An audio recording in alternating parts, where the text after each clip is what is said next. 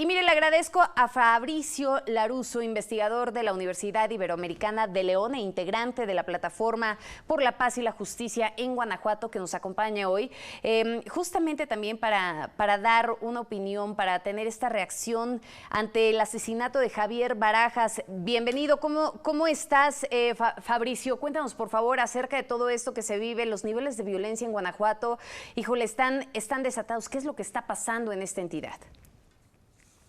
Pues muchas gracias, Magda y equipo. Pues sí, se está viviendo un periodo ya largo de por lo menos 3 años en que Guanajuato está en el primer lugar en términos de homicidios dolosos y culposos, pero en que también han subido las desapariciones de personas. Más de la mitad de las 2.550 personas desaparecidas a la fecha actual en Guanajuato han desaparecido en los últimos 3 años, mismos en que, sobre todo en el último año, se han dado hallazgos de fosas clandestinas masivas, pues perpetradas por grupos criminales, e incluso cerca del centro de las ciudades, como pasó en Salvatierra, en Acámbaro, en Moroleón, en Celaya, en fin, en casi 30 municipios del estado prácticamente hay presencia de fosas clandestinas. Y bueno, pues el asesinato de Francisco Javier llega en este contexto en que cada semana se da una búsqueda ciudadana y de las autoridades, Fiscalía, Comisión Nacional, Comisión Estatal de Búsqueda, en diferentes municipios.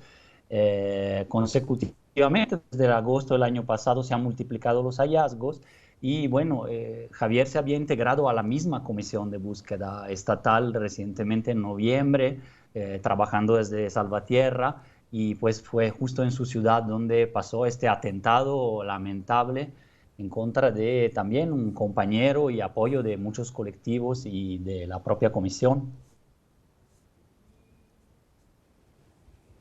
Hechos verdaderamente lamentables, Fabricio, pero dime una cosa, esta violencia está imparable. ¿Qué es lo que ha fallado para que verdaderamente pues den resultados las estrategias que se han implementado hasta este momento, inclusive la creación de la Guardia Nacional que pues tenía como origen la pacificación del país? Pues digamos que ha habido un patrón también en Guanajuato desde 2016 y en los últimos 2 años aún más, paralelamente, ¿no?, de esta violencia, un patrón de militarización, tanto por Ejército y Marina como ya después por la recién creada Guardia Nacional, que no ha modificado el patrón de violencia, más bien se recrudeció. Entonces, digamos que no ha tenido los beneficios esperados, y más bien la previsión es que ha pasado algo parecido a otras entidades, ¿no?, como la frontera norte, Tamaulipas, hemos visto Ciudad Juárez, etcétera, en donde la presencia militar o de cuerpos con capacitación y dominio militar, digamos, en sus prácticas no ha llevado buenos resultados. Por otro lado, sí prima un patrón de impunidad, ¿no?, sobre todo en las desapariciones, en los homicidios, pues Guanajuato tampoco luce por dar justicia, verdad y reparación, memoria a las víctimas, ¿no? Entonces, recientemente, pues las autoridades han encarado el problema, digamos, conforme ya iba explotando justamente la problemática desde 2019 muchísimo, y han sido reactivas en este sentido. Se ha creado una institucionalidad, la Comisión de Víctimas, la Comisión de Búsqueda, por las búsquedas ciudadanas, mesas de trabajo con Fiscalía, pero aún así se exige que en este caso, como en todos los demás que buscamos, pues no haya impunidad, se logre alcanzar algún elemento de la verdad y saber qué pasa, ¿no? Entonces, sí, así se hace un llamado. Hay varios comunicados que están saliendo de solidaridad y de apoyo para cobijar a la familia, en este caso, pero también a todas las familias en búsqueda, ¿no?, para que puedan seguir con su labor en plena seguridad y que sea garantizada tanto por la Federación como por el Estado, en tema de justicia, seguridad, y que termine esa impunidad que permite la reproducción del crimen. Fíjate, Fabricio, que hace un momento platicábamos con algunos compañeros de allá de Guanajuato, también conociendo, ¿no?, cómo está esta parte, cómo fue el asesinato y demás. Y sin embargo, de pronto nos enteramos de la aparición, de apariciones constantes de estas fosas clandestinas a las que hace referencia. Nos decía Moisés, bueno, pues es que en este caso, como es bien sabido, a veces son los colectivos de búsqueda los que terminan encontrándolas, porque si no, pues realmente ni siquiera nos enteramos, ¿no? ¿Cómo es el trabajo de búsqueda que hoy se está realizando actualmente por parte de las autoridades? Y en el caso de los colectivos, ¿realmente tienen protección o los están dejando solos, Fabricio?